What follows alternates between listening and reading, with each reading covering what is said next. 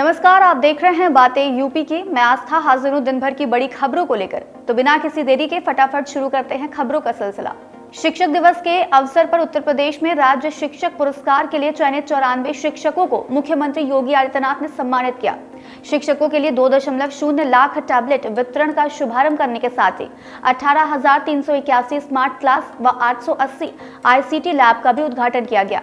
इस दौरान सीएम योगी ने कहा कि भारत माता के महान सपूत जिन्होंने शिक्षा के लिए अपने जीवन का सर्वस्व न्यौछावर किया, डॉक्टर सर्वपल्ली राधाकृष्णन जी को नमन।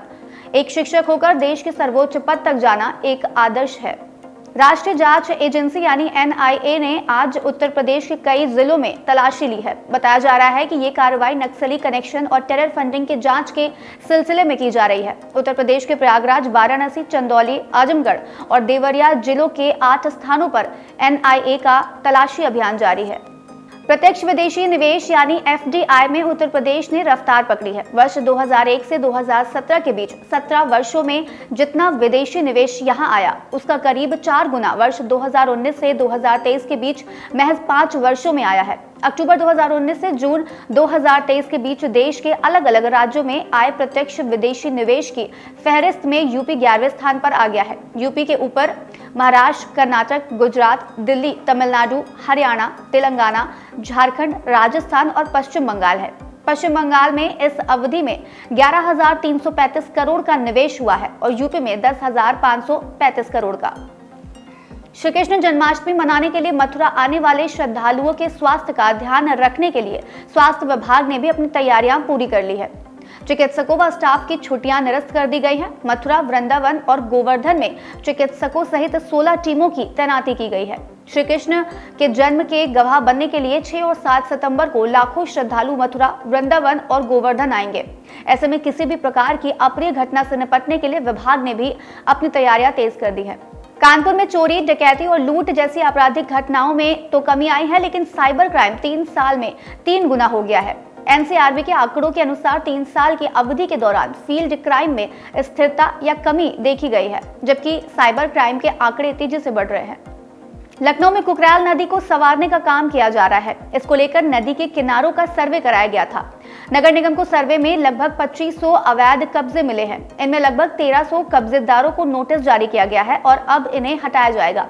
लखनऊ विकास प्राधिकरण ने अवैध निर्माण का सर्वे किया है। एलडीए को सर्वे में पता चला है कि नदी के डूब क्षेत्र में 85 लोगों ने कॉम्प्लेक्स, शोरूम और दुकानें बनाई हैं। ये सभी व्यावसायिक है। सर्वे में इसका खुलासा होने के बाद इन्हें ध्वस्त किया जाएगा। रामनगरी अयोध्या को विश्व पटल पर स्थापित करने के लिए काशी के बाद अब श्री कृष्ण जन्माष्टमी के मौके पर अयोध्या के सरयू के जलधारा में रेस्टोरेंट वाली जटायु क्रूज को उतारा जाएगा। इस दौरान उत्तर प्रदेश के पर्यटन मंत्री जयवीर सिंह इस क्रूज का उद्घाटन करेंगे, जिसका संचालन 8 सितंबर से शुरू हो जाएगा। बता दें कि एक बार में 70 श्रद्धालु क्रूज के अंदर बैठकर आनंद लेंगे, तो वहीं 30 लोग क्रूज के बॉटम पर लगभग 18 किलोमीटर की यात्रा जटायु क्रूज से श्रद्धालु कर सकेंगे। इसके साथ ही प्रति व्यक्ति 300 रुपए का किराया होगा। नई शिक्षा नीति के तहत इंजीनियरिंग और विज्ञान के साथ साथ भारतीय प्राचीन ज्ञान पर कोर्स का आयोजन किया जा रहा है, जिसकी जिम्मेदारी केंद्रीय शिक्षा मंत्रालय ने आईआईटी कानपुर को सौंपी है। इस कोर्स को उच्च शिक्षा के विभिन्न पाठ्यक्रमों में शामिल किया जाएगा, ताकि युवा पीढ़ी भारतीय प्राचीन ज्ञान को समझ सके। ये जानकारी केंद्रीय शिक्षा मंत्रालय ने ट्वीट कर दी है। शिक्षा मंत्रालय ने नई शिक्षा नीति के तहत आईआईटी कानपुर समेत देश भर से 17 संस्थानों का चयन किया है, जिन्हें अलग अलग जिम्मेदारी सौंपी गई है। इनमें भारतीय आर्किटेक्चर और वास्तुशास्त्र भी शामिल है, जिस पर विश्व भर में हमेशा चर्चा रहती है।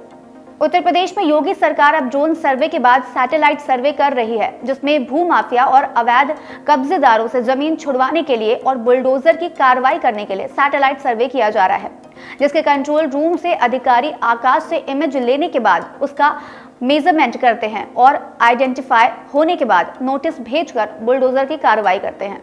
पर्यटन सीजन शुरू होने से पहले अब सैलानियों को राहत दी जा रही है। ताजमहल के मुख्य गुंबद तक जाने के लिए अब आपको ताज पश्चिमी गेट पर ही टिकट विंडो से टिकट मुहैया कराई जाएगी। रविवार यानी 3 सितंबर से ये नई व्यवस्था लागू कर दी गई है। ताजमहल के मुख्य गुंबद को देखने के लिए अब 200 रुपए अतिरिक्त देने होते हैं, जबकि 50 रुपए स्मारक में प्रवेश शुल्क होता है। कुल मिलाकर अगर ताजमहल के ऊपर हिस्से को देखना है तो 250 रुपए खर्च करने होंगे। अब ये 250 रुपए की टिकट पर्यटकों को बाहर विंडो से भी उपलब्ध होगी। इसके अलावा आप ऑनलाइन भी टिकट बुक कर सकते हैं, जो कि पहले से लागू है। आज का यूपी में फिलहाल इतना ही। अपने शहर की बड़ी खबरों का अपडेट पाने के लिए बने रहिए मेरे साथ और देखते रहिए बातें यूपी की।